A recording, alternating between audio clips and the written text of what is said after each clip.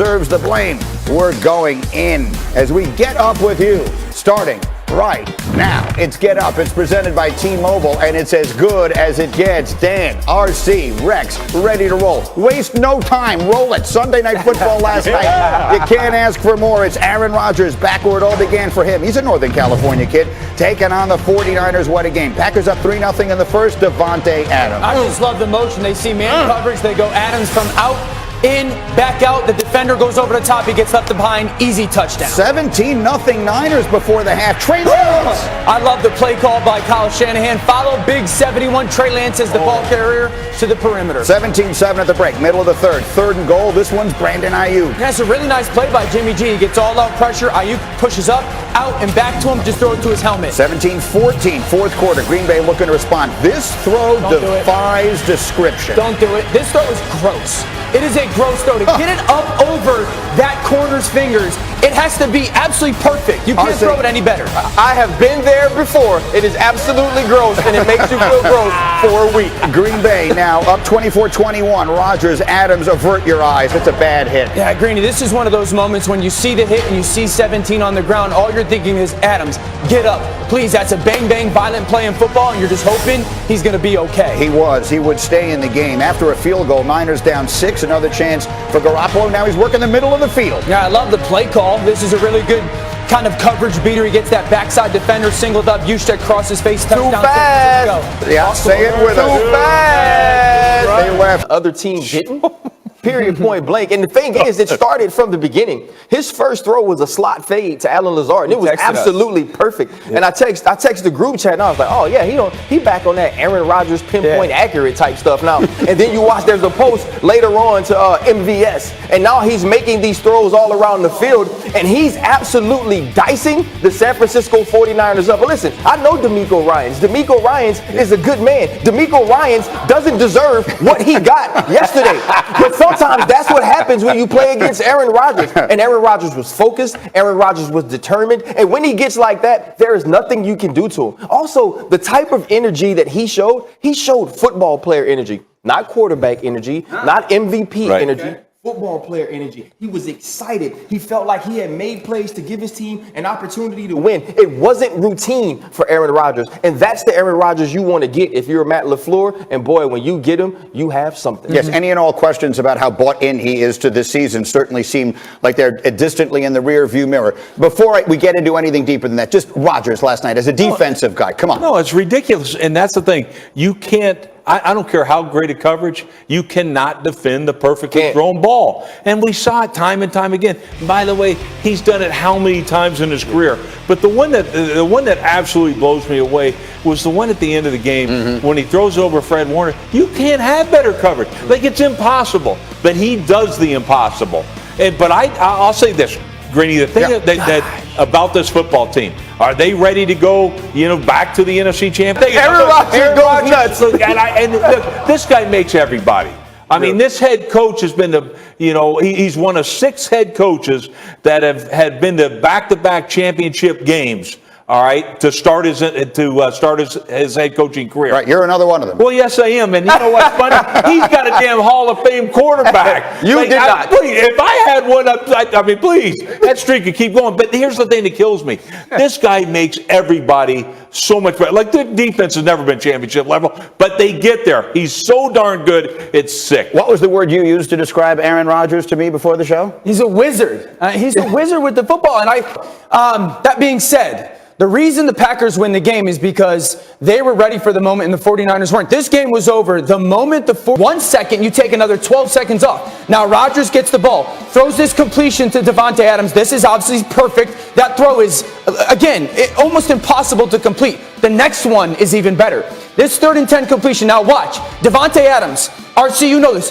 Defenders for San Francisco should be laying on him, right? Hell yeah. They should be laying on him, forcing that clock to run. And then what you don't see in that tape that kind of was very impressive to me, the 49ers don't lay on him. You should force him to fight and to get up. He runs and places the ball Larry Fitzgerald style on the ground. He doesn't kick it to the official. He doesn't throw it to him. So he doesn't put it into the hands of the officials.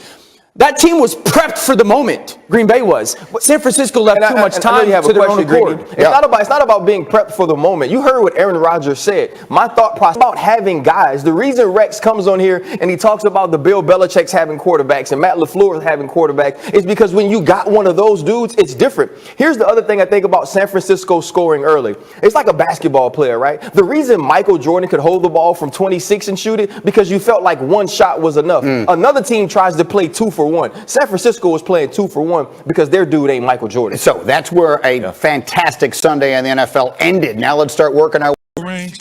I done been there where it's like, we ain't got much time on the clock. Here we go. Here's our set of plays. Let's go. And we, boom. Now all of a sudden, boom, field goal, game over, or take it into the halftime. Aaron Rodgers, that's why he felt so good, you know?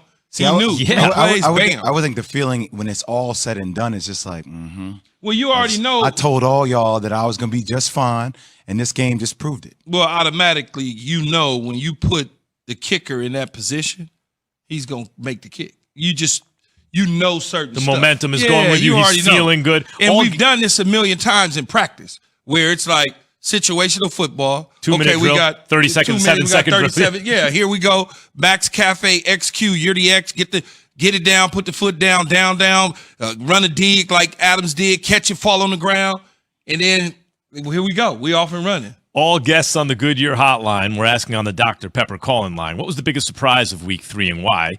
Hit us on 888-729-3776. That's 888-SAY-ESPN. Nobody was surprised when Aaron Rodgers led the Packers 47 yards in 37 seconds to set up a game-winning field goal from Mason Crosby.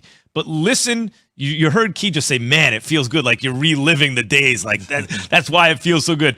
Here's Rodgers on who called plays in the 2-minute drill. I do the outs. We all liked it, and Matty suggested it right for the last, right before we went out. They said, "What do you think about this play?" I was like, "Yeah, I like that. I think that'd be pretty good." So did you call all the plays there? You called all the plays there on that last drive? I did. Matt suggested the first one, and I called the rest. I like it though.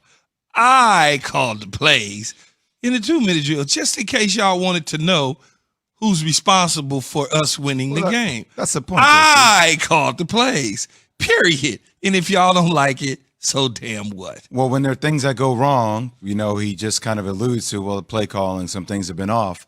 But when things go right, I'm the person. I made the call. What if it's true? What if when things go wrong, it's not him, and when they go right, it is him? Well, in a 2-minute drill, typically most of the time the teams that I've been on with the coaches I've been on, they usually start it. So whatever the starter is, if they decide to say we're gonna run, bam, now we go. Now we're off and running.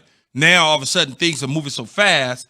Aaron Rodgers, or the quarterback, has the wristband. He has the numbers. We all know what the numbers are. He just signals out 2. We know what that is. 3. We know what that is. Go, go, go. We kind of know what the signals are, and we just engineer it, and go and get it done. I'm sure the Green Bay Packers receivers knew that I was going to call him Greg Jennings, Lord, that Devontae Adams' number was going to be called multiple times on that particular drive, which it was, and Aaron Rodgers was going to look for him because those 2 guys are the keys to the passing success that Green Bay has. Yeah, I think there's a lot of things in sports that we know happens, but I think it's another thing to, and I'm not trying to take any of the sail away for Aaron Rodgers because he played a spectacular game. It's just these are the little things that sometimes if you hear as a player, it's like, okay, just so when things go wrong, it's not your fault, but when things go right, it's your fault. Even though we know, right? If you're a football guy, just for Keys explaining, you know that he is engineering play calling down the field to make these plays happen. Why is there a need to feel that he has to say I hear you, but he was